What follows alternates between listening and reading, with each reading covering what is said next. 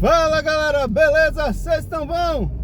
Galera, sextou, 13 de fevereiro de 2026, sexta-feira de carnaval, e vamos falar hoje do Corinthians.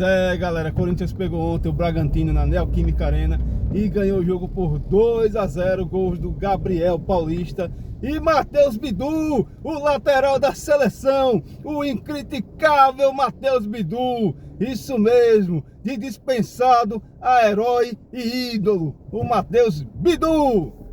Galera, mas antes, não se esqueça de se inscrever aqui no canal, dá aquele likezinho muito massa, compartilha com seus brothers e suas sisters. E também não se esqueça de me seguir lá no Instagram, vou deixar o link aqui na descrição. E vamos lá, vamos falar do Corinthians, a partida de ontem. Corinthians pegou o Red Bull Bragantino e venceu o jogo por 2-0. Esse resultado foi muito importante porque tirou o Corinthians da lanterna. Beleza que o Corinthians tinha 2 jogos a menos que os outros vai jogar, acho que é dia 19, contra o Atlético Paranaense na Arena da Baixada. E aí consegue igualar ali o número de jogos. Mas o Corinthians pegou o Red Bull Bragantino sem o Breno Bidon e sem o André, já que estão com lesão. André, monstro, está jogando muito.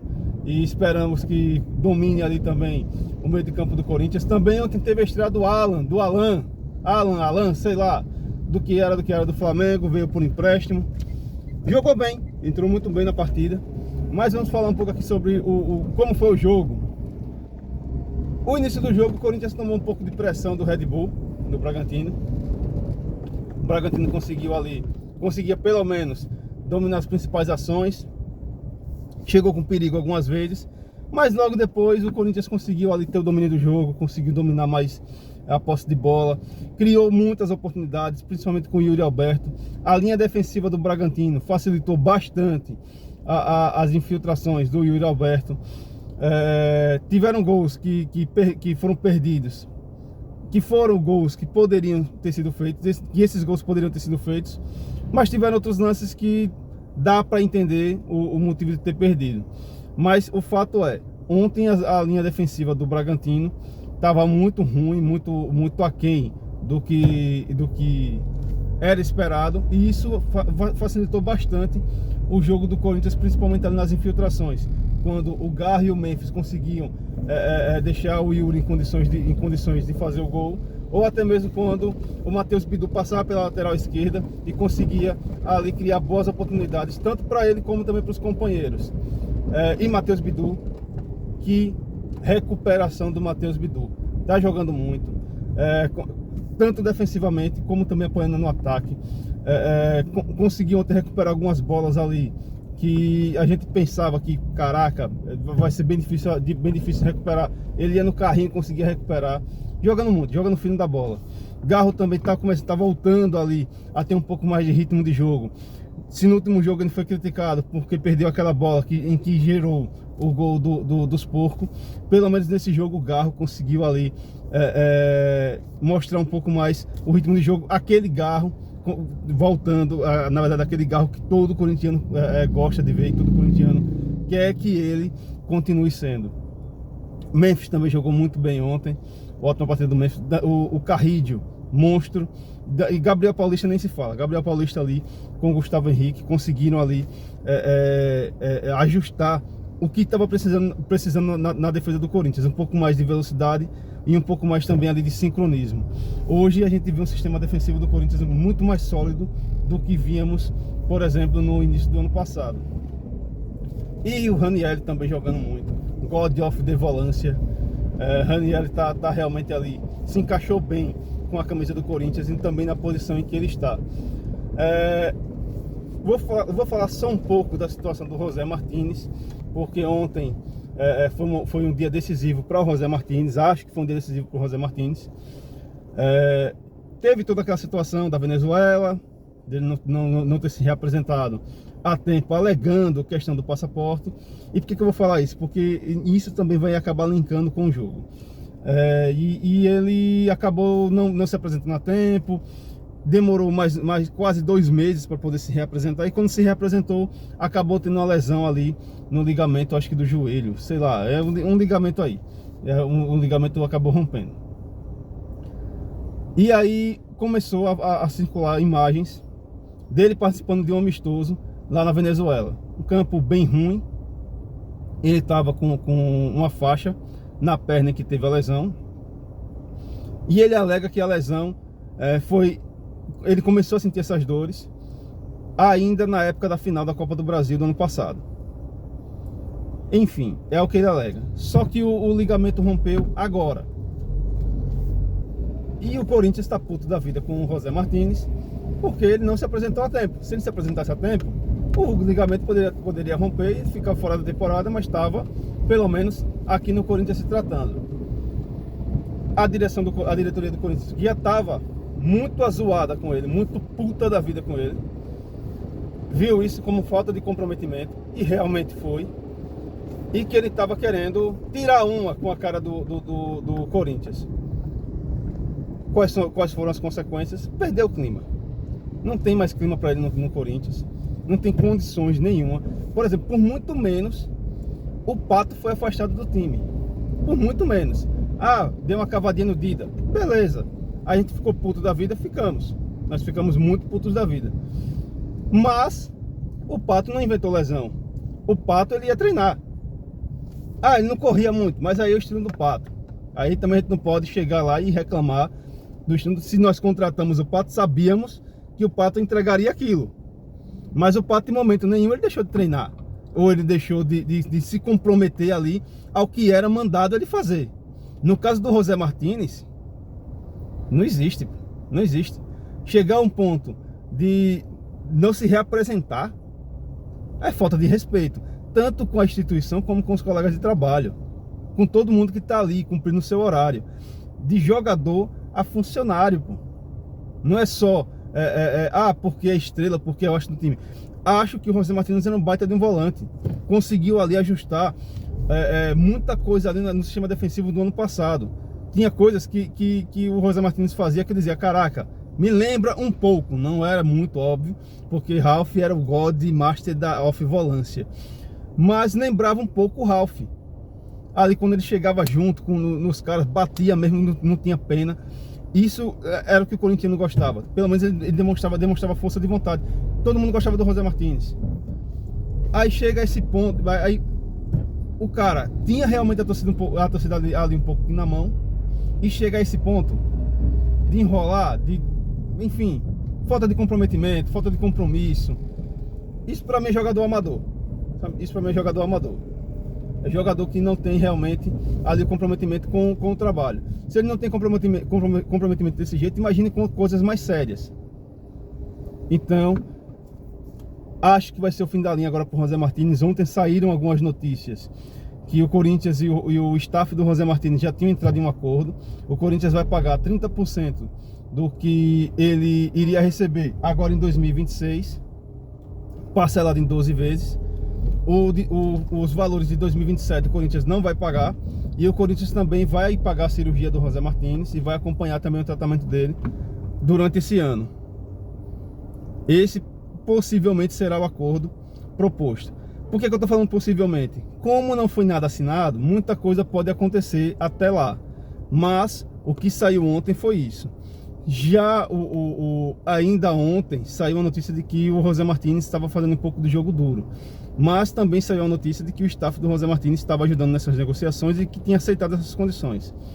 O que vai acontecer, saberemos daqui talvez nas próximas horas, ou até mesmo daqui para amanhã, ou daqui para hoje. E agora, linkando essa situação com o jogo, é o seguinte: se o Corinthians antes achava que o José Martínez era o cara ali da volância, o volante para poder ser aquele volante de chegada, de marcação e tudo mais, aí é onde mora a grande questão. O Corinthians hoje já tem dois. Ranieri, que tá jogando muito, mas muito mesmo. E o próprio André, que é da base. Só não entrou ontem na partida porque estava lesionado. Mas o André vem jogando também muito. E o Corinthians quer que o André jogue, porque é um ativo forte do clube. Outro detalhe, ainda tem Charles, que também pode fazer a função do José Martínez. Então, se o José Martínez achava que ele era insubstituível no time, se lascou. Porque o Corinthians acabou ali encontrando 3 pessoas para substituir ele tranquilamente: André, Raniel e o Charles. E ontem entrou o Raniel e entrou o Charles. E Charles também entrou bem. Logo no primeiro lance do Charles, o Charles conseguiu fazer um lançamento de cabeça para, se eu não me engano, foi para Yuri Alberto, só que ele estava em posição irregular. Beleza. Mas se não tivesse em posição irregular, era um lance de perigo. Então, nesse caso, o José Martínez perdeu o elenco, perdeu o grupo. Não tem mais clima para ele no Corinthians. Mesmo que, por exemplo, vamos supor que ele não aceita ali o contrato. Ele vai ser um jogador que vai ficar ali afastado. O Corinthians pode querer emprestar, pode querer deixar ele ali encostado até terminar o contrato. Aí depende muito também agora de como será feita aí essa negociação. Mas voltando a falar um pouco do jogo, que era o foco principal do vídeo, me empolguei aqui falando um pouco dessa situação do José Martínez. E aí termina o primeiro tempo 0 a 0.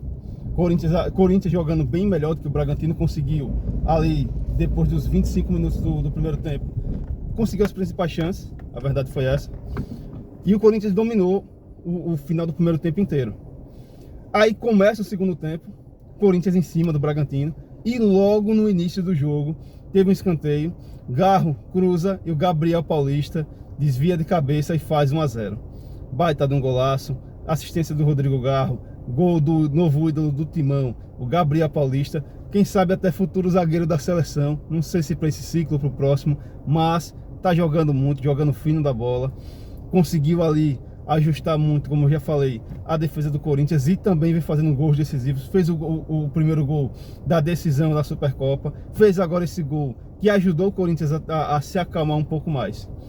E aí logo em seguida o Corinthians foi dando aquela relaxada, deu aquela recuada, mas mesmo assim ainda agredindo o Bragantino, conseguindo ali criar algumas oportunidades, até que o Bragantino consegue, em uma jogada bem despretensiosa, mas uma jogada promissora, o Pita chuta de fora da área e a bola bate no braço do Gustavo Henrique e o árbitro interpreta como pênalti. Se aquilo ali foi pênalti, enfim, eu não sei mais o que é pênalti, porque a bola bate no braço do Gustavo Henrique e o braço do Gustavo Henrique estava colado ao corpo. A bola não bateu na mão do Gustavo Henrique, bateu no braço, no cotovelo. Mas o juiz entendeu que a bola bateu no braço, não quis fazer revisão no VAR, sabe-se lá por quê. Eu não vou falar o que eu acho para evitar problemas judiciais, mas o juiz interpretou da forma que ele quis. E antes da batida do pênalti teve a maior confusão, porque o lance passa no telão, os jogadores do Corinthians pedem para o árbitro ver, o árbitro se nega, ele só dá uma olhada para saber o que era, porque ele achou talvez que fosse alguma confusão na torcida. O árbitro dá aquela olhada, mas depois ele se nega a ver o lance novamente, porque provavelmente ele sabia que ele cometeu o erro, mas ele quis manter o erro. Essa é a verdade, ele quis manter o erro. Mas aí onde está, é interpretativo, cada quem interpreta do seu jeito, mas enquanto não se criar uma regra mais clara para essa questão de bola na mão e mão na bola, vai ficar um pouco dúbia essas decisões aí marcadas de penalidade máxima. E aí o próprio Pita bate o pênalti e o nosso ídolo Hugo Souza, Neneca, vai lá e pega a penalidade do Pita. E sai vibrando, sai gritando pra caramba. Eu até pensei depois que o árbitro ia mandar voltar a batida de pênalti, porque eu vi lá uma confusão. E depois eu não entendi, não estava entendendo mais nada, a bola foi pra lateral. E aí eu fiquei naquela, será que o árbitro vai mandar voltar? Não é possível, velho. Mas aí o jogo seguiu. E óbvio, depois de um pênalti desse, de um pênalti perdido, a moral do time acaba caindo um pouco mais. Já tá perdendo de 1 a 0. Perde um pênalti, o Red Bull não conseguia mais criar chances promissoras de gol. E logo em seguida, no lance em que o Yuri Alberto chuta, o goleiro Cleiton rebota, a bola cai nos pés do lateral da seleção.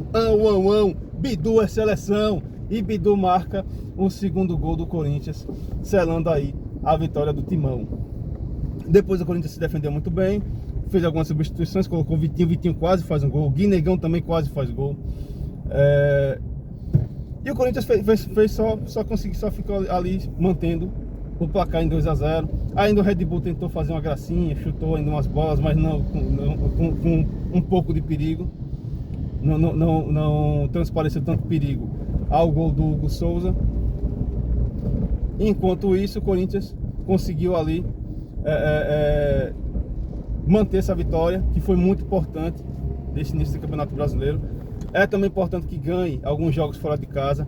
Ontem o público foi em torno de 26 mil pessoas, foi um público atípico, a média do Corinthians geralmente é 40 mil, 40, 42 mil. Não sei qual foi o motivo, realmente não faço ideia.